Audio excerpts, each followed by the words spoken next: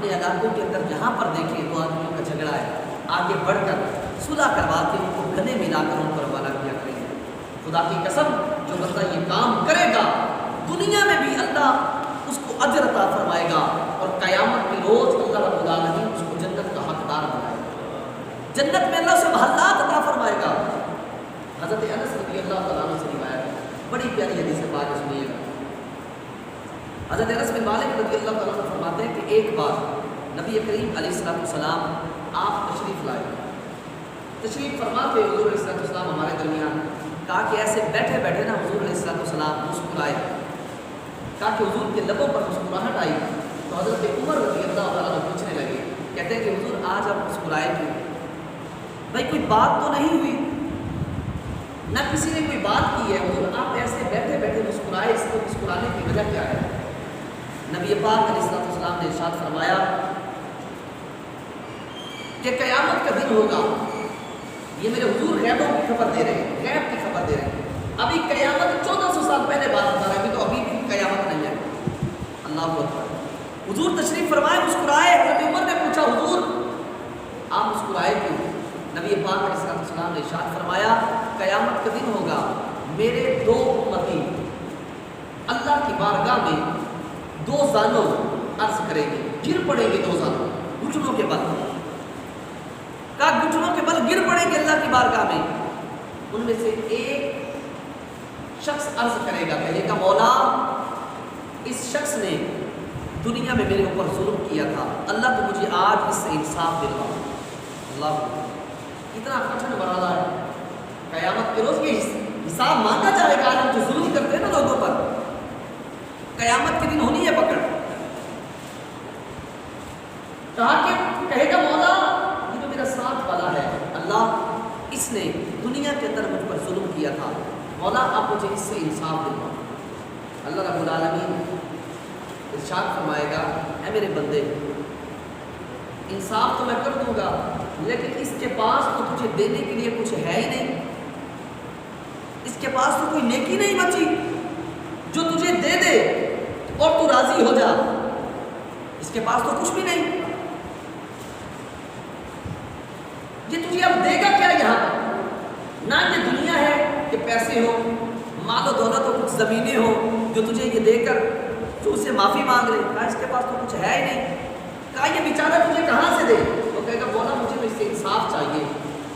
پھر اللہ رب العالمین اس کو کہے گا سامنے دے، وہ جو کہے گا نا مجھے انصاف دے، اللہ اسے فرمائے گا سامنے دے، وہ جیسے دیکھے گا اس کو سامنے سونے کے محلات اور بڑے بڑے شہر نظر آئیں گے،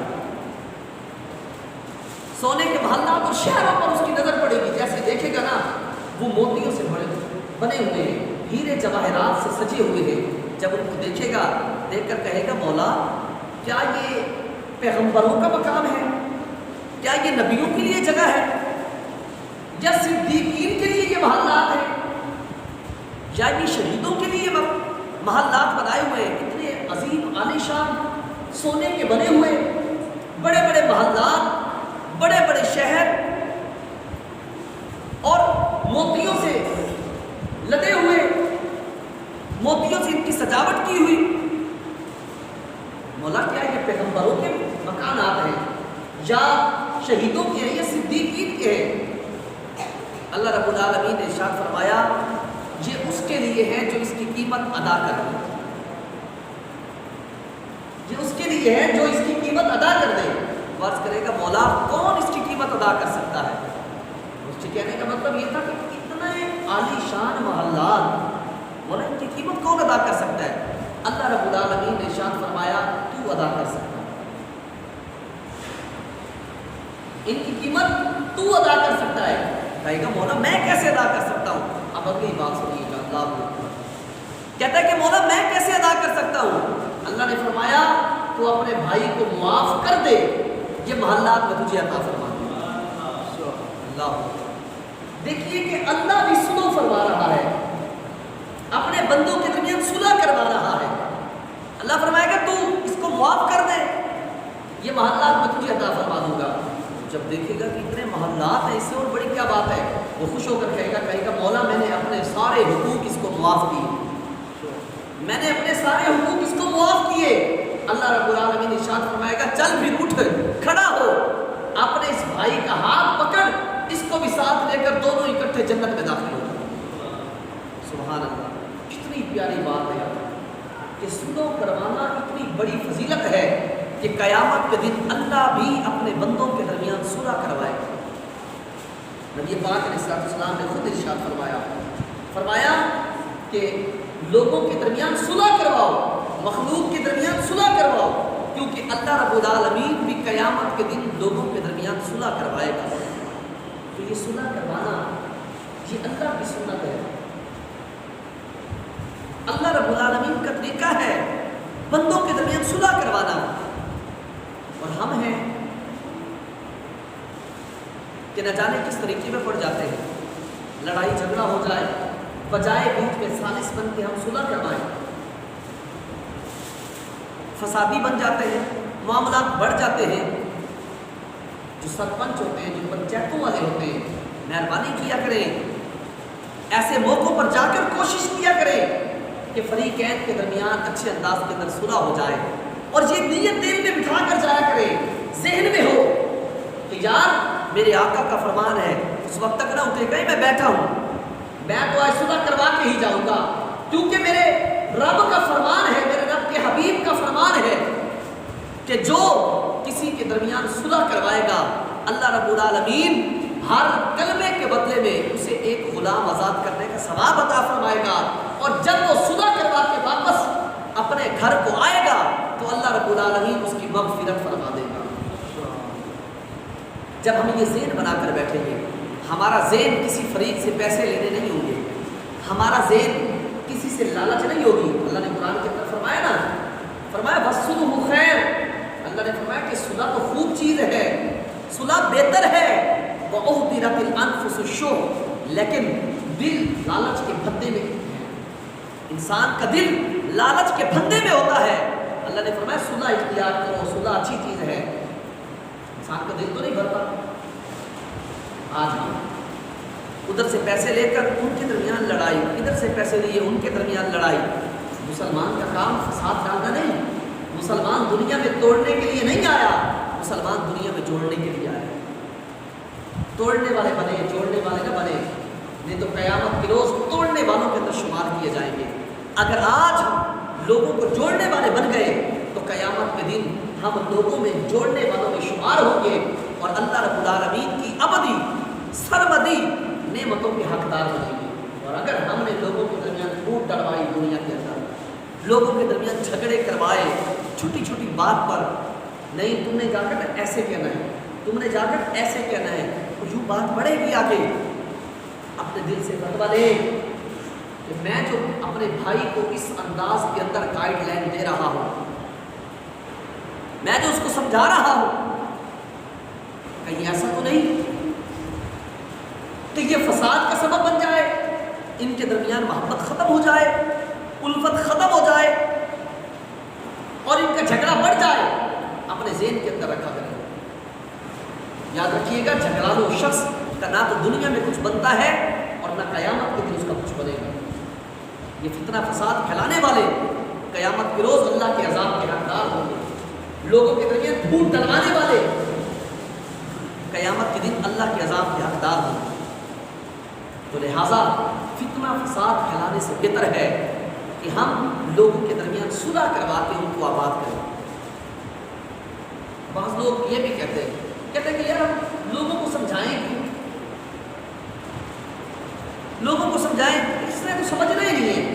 بعض اگر کئی بار جھگڑا ہو گیا ہوتا نا، کسی کو کہتے ہیں، میں نے بھی کئی دفعہ یہ سنا ہے، ہم کہتے ہیں یار آپ جا کر ان سے بات کر لیں، ہو سکتے ہیں مجھے نہ مان لیں۔ وہ کہتے ہیں نہیں جی نہیں، وہ یہ تو سیکھنے والے نہیں ہیں، ان کو سمجھانا فائدہ ہی نہیں ہے، ان کو سمجھانے کا کوئی فائدہ نہیں ہے، جبکہ یہ کہنا غلط ہے، کوئی فائدہ ہی نہیں ہے۔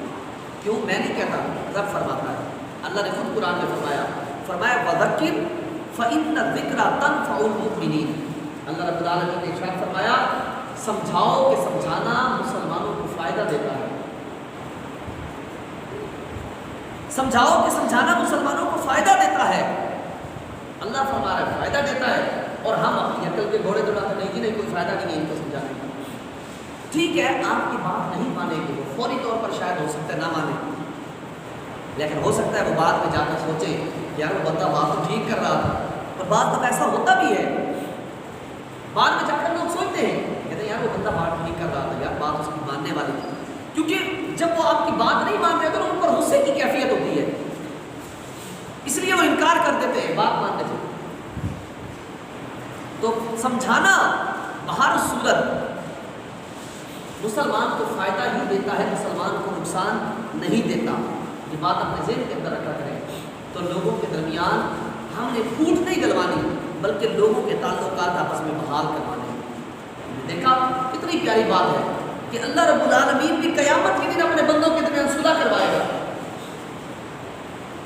نبی اکرم صلی اللہ علیہ وآلہ وسلم نے ارشاد فرمایا، اب یہ سنیے گا بڑی پیاری بات ہے، آقا علیہ الصلوۃ والسلام نے ارشاد فرمایا 3 باتوں کے سوا جھوٹ بولنا جائز نہیں ہے، یعنی 3 موقع ایسے ہیں کہ ان پر آپ جھوٹ بھی بول سکتے ہیں، یہ میں نہیں کہہ رہا حضور کا فرمان ہے کہ 3 موقع ایسے ہیں ان میں آپ جھوٹ بھی بول سکتے ہیں۔ ان میں پہلی جگہ وہ ہے 2 مسلمان بھائیوں کے درمیان صلح کروانے کے لیے جھوٹ بولنا جائز ہے۔ پتہ ہے کہ آپس میں لڑتے ہیں آپس میں، ایک کے پاس پتہ چلا جائے اس کو جا کر بولے یار وہ تو تمہاری بڑی تعریف کر رہا تھا، یار وہ تو تمہارے بارے میں بڑی خیال والی باتیں کر رہا تھا، وہ تو یہ کہہ رہا ہے کہ اگر وہ میرے پاس چل کے آ جائے میں تو جھگڑا ہی ختم کر دوں گا، وہ تو تمہارے بارے میں بڑی اچھی باتیں کرتا ہے، میرے پاس آ کر بیٹھتا ہے، ادھر اس کے پاس چلا جائے اس کو بولے یار میں تو اس کے پاس گیا ہوں، تو تمہارے بارے میں بڑی اچھی باتیں کر رہا تھا، تمہیں جو لوگ کہہ رہے ہیں نا کہ وہ ایسا نہیں ہے خدا کے بندے، تو بندہ بڑا ٹھیک ہے، میں اس کے سامنے تمہارا تذکرہ کیا، وہ کہہ رہا نہیں یار وہ بندہ ٹھیک ہے، تم ایسے پیچھے ہٹ کے بیٹھے ہو۔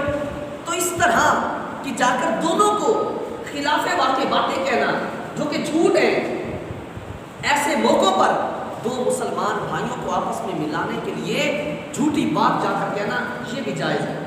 اب بات کو سمجھیں کہ مسلمانوں کے درمیان صلح کروانا کتنا اہم ہے، مسلمانوں کے درمیان صلح کروانا اتنا اہم ہے کہ آپ صلح کروانے کے لیے جھوٹ بھی بول سکتے ہیں۔ آپ مسلمانوں کے یہ درمیان جو تعلقات اس کو سمجھیے، آج تو فساد ڈالنے کے لیے جھوٹ بولا جاتا ہے نا، لوگوں کے درمیان پھوٹ ڈالنے کے لیے جھوٹ بولا جاتا ہے، لیکن اللہ کے حبیب نے فرمایا مسلمانوں کے درمیان صلح کروانے کے لیے بھی تم جھوٹ بول سکتے ہو۔ یہ صلح کی اہمیت کو اجاگر کرنا ہے کہ صلح اتنی اہم چیز ہے، آپس میں مسلمانوں کے تعلقات بحال رہنا اتنے اہم ہیں کہ صلح کروانے کے لیے تم جا کر جھوٹ بھی بول سکتے ہو، کتنی بڑی بات ہے۔ نمبر 2، جنگ کے موقع پر بھی جھوٹ بولا جا سکتا ہے، دشمن کو دھوکہ دینے کے لیے آپ جھوٹ بول سکتے ہیں، جیسا کہ بعض موقعوں پہ صحابہ کرام علیہ رضوان کے واقعات ملتے ہیں، جنگ کے موقع پر جب وہ کوئی جنگ جو سامنے آتا تھا اس کو کہتے تھے پیچھے مڑ کے دے، جیسے وہ پیچھے مڑ کے دیکھتا تھا اس پہ وار کر کے اس کا گلا کاٹ دیتا، پیچھے ہوتی کچھ بھی نہیں تھی، کوئی چیز بھی نہیں تھی۔ تو یوں جنگ کے موقع پر بھی حضور نے فرمایا جھوٹ بولنا جائز ہے، دشمن کو دھوکہ دینے کے لیے دے سکتے ہیں آپ، کوئی نہیں ہے۔ اور تیسری چیز آقا علیہ الصلوۃ والسلام نے ارشاد فرمایا کہ اپنی بیوی کو خوش کرنے کے لیے بھی جھوٹ بولنا جائز ہے، خلاف واقع بات کرنا، اگر گھر کے اندر کوئی ایسی چپکلی سی بن گئی ہے اور ناراضگی سی ہو گئی ہے گھر کے اندر، تو بیوی کو خوش کرنے کے لیے جھوٹ بولنا بھی حضور علیہ السلام نے فرمایا یہ بھی جائز ہے۔ 3 چیزیں فرمائی، لیکن آپ صلح والی بات دیکھیں جو ہمارا موضوع ہے، مسلمانوں کے درمیان صلح کروانا کتنا اہم ہے، اس بات کو سمجھے، کیونکہ جھگڑے کے بہت زیادہ نقصانات ہیں۔ ہمیں اللہ رب العالمین نے جوڑنے والا بنا کر بھیجا، توڑنے والا بنا کر نہیں بھیجا، ہم جوڑنے والے لوگ بنے، مسلمانوں کے درمیان صلح کروائیں، بھائیوں کے درمیان صلح کروائیں، ہم بیٹھے نہ رہیں کہ زندگی کے اندر یہ کام کر کے جائیں۔ پتہ ہے کہ یار فلاں خاندان کے لوگ آپس میں لڑے ہوئے ہیں اور مجھے پتہ ہے کہ میرے جانے سے وہ مان جائیں گے، یا کچھ بھائی آپس میں نہیں بولتے، پتہ ہے کہ یہ ان کے ساتھ نہیں بولتے اور میرے جانے سے وہ مان جائیں گے، تو خدا را آپ اٹھیں، اگر آپ کی وجہ سے وہ مان جاتے ہیں تو اٹھیں، نہیں تو کم از کم آپ کا ثواب نہیں جائے گا۔ ان کو جا کر صلح کروائیں ان کی، کیونکہ اللہ رب العالمین کو امن پسند ہے، اللہ رب العالمین کو صلح پسند ہے۔ خود اللہ نے ارشاد فرماتا ہے، فرمایا اخوا، مسلمان آپس میں بھائی بھائی ہیں، فاصلحوا بین اخویکم، تم اپنے بھائیوں کے درمیان صلح کرواؤ، واتقوا اللہ، اور اللہ سے ڈرتے رہو، لعلکم ترحمون، تاکہ اللہ تم پر رحم فرمائے۔ اور مسلمانوں کے درمیان یہ جو پھوٹ ڈالنا ہوتا ہے، یاد رکھیے گا یہ شیطانی کام ہے۔ اللہ قرآن میں فرماتا ہے ان الشیطان ینزغ بینہم، بے شک شیطان ان کے آپس میں فساد ڈلواتا ہے۔ یہ فساد ڈلوانا، جھگڑے کروانا، یہ شیطانی کام ہے۔ مسلمان کا کام یہ نہیں ہوتا، بلکہ مسلمان لوگوں کے درمیان صلح کرواتا ہے۔ مسلمان کو صلح کروانے کے لیے بھیجا گیا ہے، مسلمان کو صلح کروانے کا حکم دیا گیا ہے۔ مسلمان کو لڑائی کرنے کا حکم نہیں دیا گیا، لڑوانے کا حکم نہیں دیا گیا، بلکہ فساد کروانا، فتنہ برپا کروانا، یہ شیطان کا کام ہے۔ کچھ لوگ ایسے ہوتے ہیں، ادھر کی سنی ادھر جا کر لگائی، ادھر کی سنی ادھر، جب ان کی آپس میں ٹھن گئی، لڑائی ہو گئی، فساد پڑ گیا، پھر پیچھے ہٹ کے بیٹھ کے تماشائی بن کے اب تماشا دیکھا کہ تماشا تو لگ گیا ہے، اب تماشا دیکھتے ہیں ہم بیٹھ۔ کچھ لوگ ایسے شیطانی ذہن کے ہوتے ہیں، کیونکہ یہ کام شیطانی ہے۔ شیطانی کام ہے فساد ڈالنا، اور رحمانی کام ہے آپس میں ملانا۔ ہم نے سنا نہیں حدیث پاک کہ قیامت کے دن اللہ رب العالمین بندوں کے درمیان صلح فرما رہا ہو۔ ہم بندے ہو کر ہم صلح نہ کروائیں یار لوگوں کے درمیان، تو مہربانی کیا کریں، جہاں پر کہیں پر اول تو جھگڑے کی سی کیفیت پیدا نہ ہونے دیں۔ اگر جھگڑے والی کیفیت پیدا ہو جاتی ہے تو مسلمانوں کے درمیان صلح کروانے والے بنے اور اللہ رب العالمین کی نعمتوں کے حقدار بنے۔ کتنی پیاری، میں تو جب یہ حدیث پاک پڑھی خوش ہوا ہوں یار۔ صلح پہلے بھی کرواتے تھے لوگوں کے درمیان، لیکن اب ایک مزید ایک جذبہ بیدار ہوا ہے، ایک وہ کیفیت بنی ہے کہ اللہ نے فرمایا کہ جو بندہ صلح کروانے کے لیے جاتا ہے، دو بھائیوں کے معاملات درست اس نے کروا دیے، فرمایا اللہ اس کا بھی معاملہ درست فرما دے گا، اور فرمایا اللہ اس کے ہر کلمے کے بدلے میں، منہ سے پتہ نہیں کتنی باتیں وہ نکالے گا، کہا اللہ ہر کلمے کے بدلے میں ایک غلام آزاد کرنے کا ثواب عطا فرمائے گا، اور فرمایا جب وہ صلح کروا کے اپنے گھر کی طرف واپس لوٹے گا تو اللہ رب العالمین اس کی مغفرت فرما دے گا۔ کتنی بڑی بات ہے۔ حضور نے صحابہ کو مخاطب کر کے بتایا، کہا کہ تمہیں ایسی بات نہ بتاؤں جو نماز، روزہ اور حج سے بھی افضل ہے۔ صحابہ نے کہا حضور بتائیے، آقا اسلام نے فرمایا لوگوں کے درمیان صلح کروانا نماز، روزہ اور حج سے بھی افضل ہے۔ کتنی بڑی بات ہے، اور ہم فسادی بنے پھرتے ہیں۔ ایسا نہ کیا کریں خدارا، ہم مسلمان ہیں، مسلمان آپس میں بھائی بھائی ہیں، مسلمان صلح کروانے کے لیے آیا ہے دنیا کے اندر، مسلمان فساد ڈلوانے کے لیے نہیں آیا۔ لہٰذا آپس میں بھائی بھائی بن کر رہے، آپس میں اتفاق کے ساتھ رہے، اتحاد کے ساتھ رہے، کہ جب تک مسلمان اتفاق اور اتحاد کے ساتھ رہے تو مسلمانوں پر کوئی بھی دشمن میلی نگاہ سے نہیں دیکھ سکتا۔ اللہ پاک ہم سب کو اتفاق اور اتحاد کی دولت نصیب فرمائے، اور اللہ رب العالمین ہم سب کو مل جل کے اپنی زندگی بسر کرنے کی توفیق عطا فرمائے۔ آخر میں ایک بات عرض کرتا چلوں، دیکھیے مسلمان جو ہے، مسلمان کے جتنے بھی کام ہیں وہ اللہ اور اس کے رسول صلی اللہ علیہ وآلہ وسلم کے بتائے ہوئے احکامات کے مطابق ہونے چاہیے۔ مسلمان کسی کو تکلیف نہیں دیتا، مسلمان کسی کا حق نہیں مارتا، مسلمان کا کام کسی کا حق نہیں مارنا۔ آقا علیہ السلام نے ارشاد فرمایا کہ تم میں سے کامل مسلمان وہ ہے کہ جس کے ہاتھ اور اس کی زبان سے دوسرے مسلمان محفوظ رہیں، وہ کامل مسلمان ہے تم میں سے۔ آج ہماری چھوٹی چھوٹی باتوں کی وجہ سے نا ہمارا اسلام بدنام ہو جاتا ہے، میں اور آپ بدنام ہو جاتے ہیں۔ اب مسجد ہے، اللہ کا گھر ہے، بتاؤ یار حیرت والی بات ہے، مسجد سے چیزیں چوری کر رہے ہیں۔ ہم مسجد میں کس لیے آتے ہیں؟ اللہ کی عبادت کے لیے آتے ہیں، اللہ کا گھر ہے یار، ہم نے رب کے گھر میں ڈاکے مارنے شروع کر دیے۔ ہم ذرا سوچیں، ہم اتنے گرے ہوئے نیچ لوگ ہو چکے ہیں، ہماری سوچ اتنی گھٹیا ہو چکی ہے کہ ہم نے اپنے رب کے گھر میں ڈاکے مارنے شروع کر دیے، اور اٹھانا بھی کیا، کسی کی جوتی پہن کے چلی جانا، کسی کی جوتی پہنی اور نکل گیا۔ خدا را یار مہربانی کرو یار، ہم مسلمان ہیں۔ جب مسلمان ہوں میں یہ سوچوں کہ میں اپنے رب کے گھر میں آیا ہوں اس کی عبادت کرنے کے لیے، خدا کی قسم اس سے پہلے کہ میں رب کے گھر سے کچھ چوری کروں میں ڈوب کر مر جاؤں۔ لوگ عبادت کرنے آتے ہیں رب کے گھر میں اور کچھ لوگ چوریاں کرنے آتے ہیں، کیا خدا کو اس کا جواب نہیں دینا؟ یاد رکھنا، یاد رکھنا، اگر کسی نے کسی کی تنکے भर इनके के बराबर की किसी की कोई चीज़ दबाई होगी, चोरी की होगी या किसी का हक मारा होगा, क़यामत के दिन अल्लाह रब्बुल आलमीन उस वक्त तक उसका हिसाब मुकम्मल नहीं करेगा जब तक वो अपने उस भाई को राज़ी नहीं कर लेगा। अल्लाह पाक उस वक्त तक उसको नहीं छोड़ेगा। या तो पता नहीं क्या से क्या हड़प कर जाते हैं और बेकार तक नहीं मानते। मेहरबानी किया करें यार, ये मसाजिद, ये अल्लाह का घर कहीं भी है, मुसलमान चोरी नहीं करता, बल्कि मुसलमान तो दूसरों की चीज़ों की हिफाजत करता है। मुसलमान दूसरों की चीज़ों पर नज़र करता है, यार मेरे भाई की चीज़ है, ये मुसलमान है।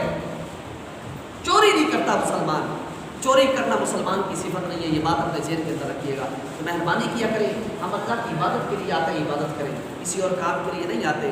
अल्लाह को राज़ी करने के लिए आते हैं, अल्लाह की नाराज़गी को ना लें। अल्लाह पाक हम सब